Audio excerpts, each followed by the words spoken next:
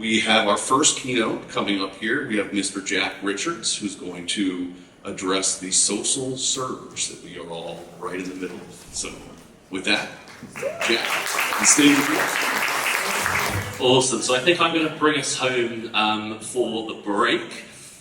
So thanks for clinging on. So we've spoken a lot today about how stuff is changing. Our audience are changing. It's been a weird few years, right? There's war in Europe and in the Middle East. There was a global pandemic, in case you didn't notice. Assassination attempts, economic crises, the list goes on and on and on. And that means that our audiences have changed too. From the train they take to work, the people that influence them, the issues that matter to them, and even the media they consume. And that means that social is no longer a marketer's game.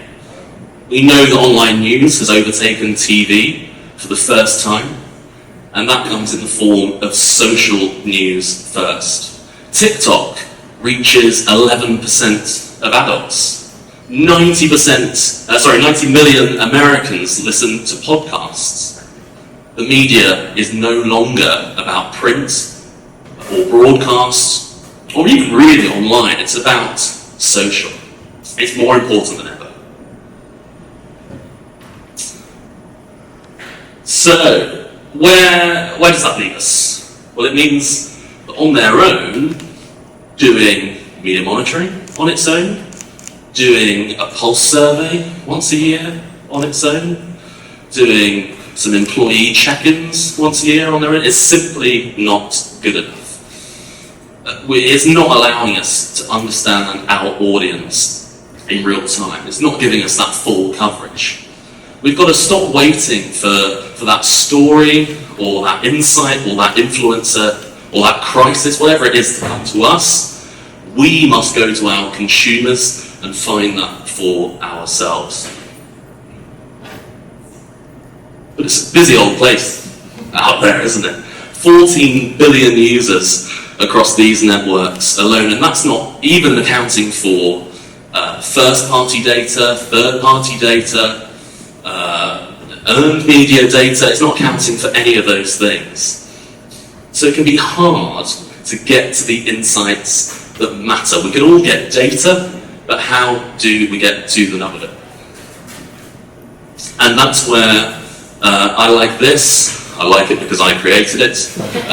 It's this idea of a social voice circle. 4 linear steps that does exactly what it says. It helps you get to the true, authentic voice of the customer.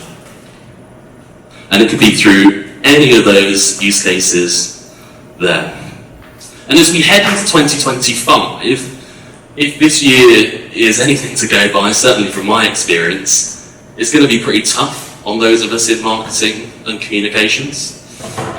We've got to put ourselves in a position where we can drive growth and where we can tie ourselves to it. And not only growth, but profitability.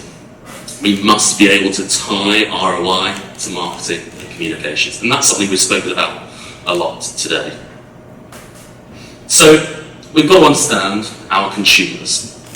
And I believe that means genuinely demonstrating impact through customer experiences that drive business growth.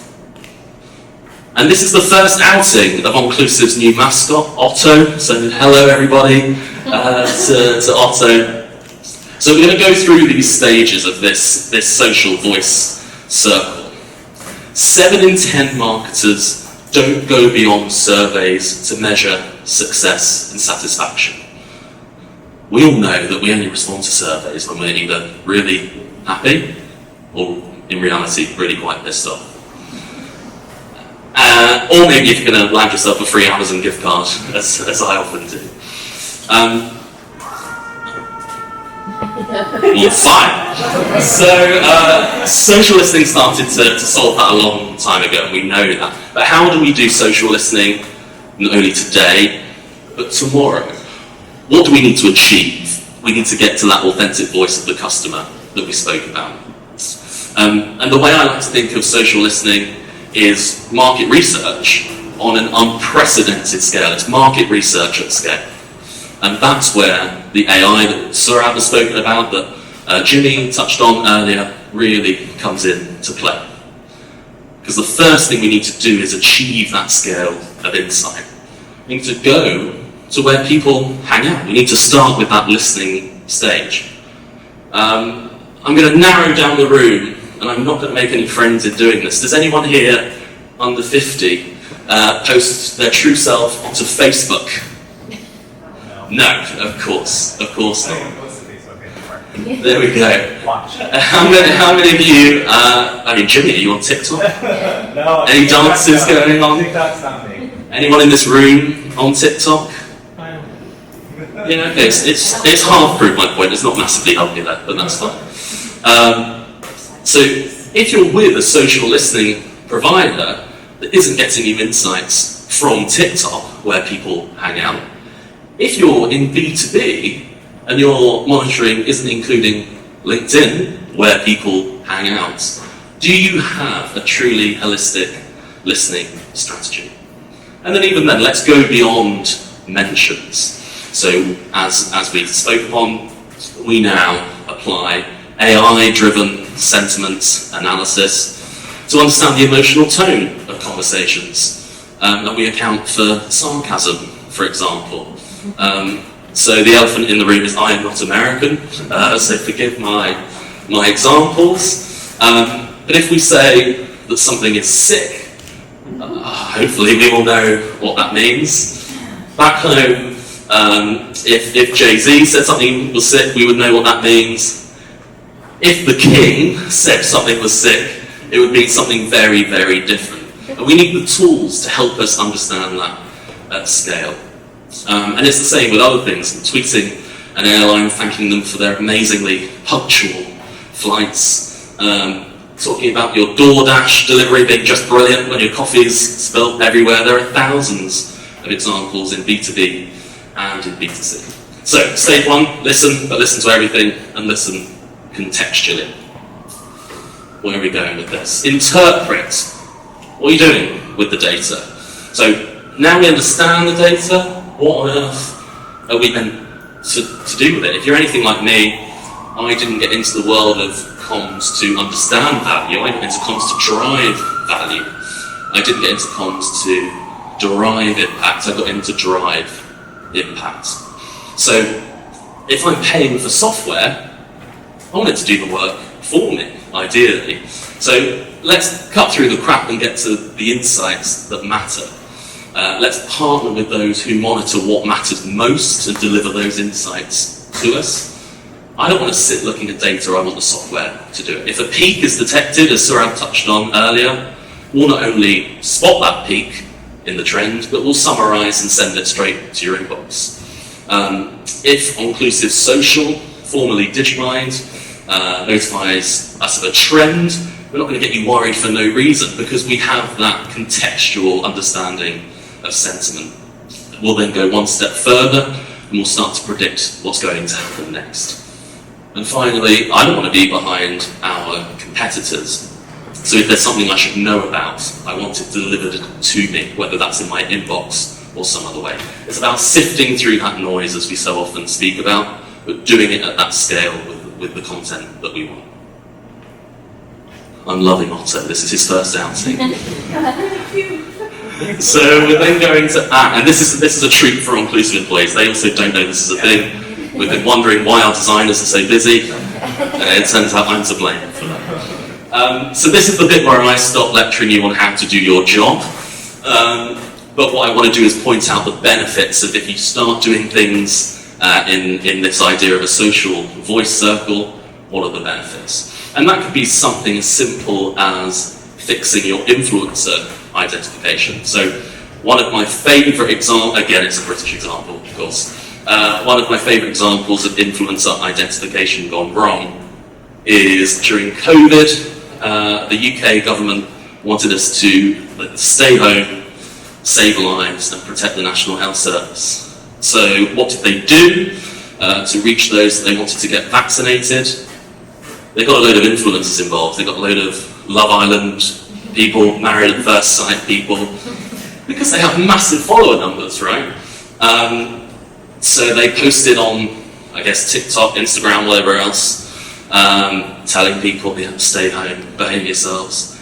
And then they got on a flight to Dubai, and they drank their cocktails, they swam with all their friends, so on and so forth. So it's completely disingenuous, and it doesn't link back to that authentic objective in any way, shape or form, and that's because the UK government were looking at follower numbers and not the impact or engagement that they were looking to drive, or indeed the link back to their objective, very important objective of saving lives. So that's one benefit, or it could be as simple as we've spoken about just now, on giving you more time to do your job through that better preparedness, that greater alerting, that streamlined reporting that Jimmy's touched on, or perhaps just being able to prove your impact better. Also again.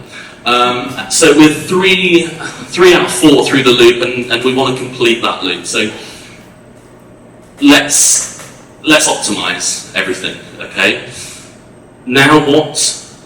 We all want to do well, okay? But it's kind of pointless once you've done all that work, even if it's really good work, to not be able to show off, not be able to demonstrate that value, not be able to get that performance-based bonus, or so on and so forth. But believe it or not, 70% of people, once they've implemented all of those changes, don't go back to measure the outcome effectively. And that's what we need to do in order to demonstrate ROI. So please don't fall into that trap. So I want you to think about this in a very simple way. Many of you will have seen this many, many times. Some of you haven't seen it enough, which is why people like me have to keep putting it on a slide deck. So, 1, outputs, what you delivered, how many press releases, social posts, marketing emails, how much media outreach you've done. Whoop-de-doo, great, you've done your job. But let's think towards outtakes. What do people now think and feel about you, your brand, as a result of what you've done? How did engagement change? How did sentiment change? What about that interaction with journos, influencers? What about the article placement? What about backlinks? So on and so forth. And even then, we're sort of stuck in that third segment of that social voice circle. What about outcomes? We need to loop back to outcomes. How did our work impact on objectives? That can be PR or marketing objectives, but ideally, that's organisational objectives, be it growth, sales, employee satisfaction, brand awareness. Can you show that your shift in strategy has driven more of those things? Pipeline, MQLs, new business, retention, upsell, cross-sell, things that make the business money. Whatever it is that your organisation wants, you need to tie yourself to it. And all of this points to this idea of customer centricity. Whether it's B2B or B2C, what we need to do much more of in order to sort of close that gap is to become obsessed with our customers. You can only do that, if we go straight back to the start of what I'm saying, we can only do that by being where they are, understanding what they want, what they care about, what influences them, etc. And when I was creating these slides, this is something I added in quite last minute, it just points everything out perfectly. This is what the best social listening platforms can do. They can deliver you to your customers and your customers to you. Particularly with TikTok and LinkedIn, which I bang on about a lot, but I think it's so important. A lot of us talk about doing social listening. You're not. No one's on Facebook anymore. No one's on X anymore. I'm not really sure anyone's on Instagram anymore. We need to have our custom. You are. There's always one. I'll follow you back later. We need to be where they are. So, some takeaways.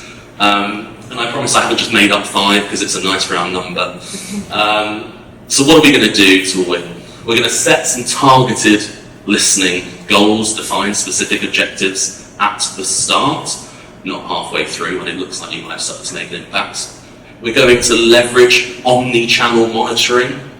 We are going to identify influences and emerging trends before they happen, so we can get ahead of the curve.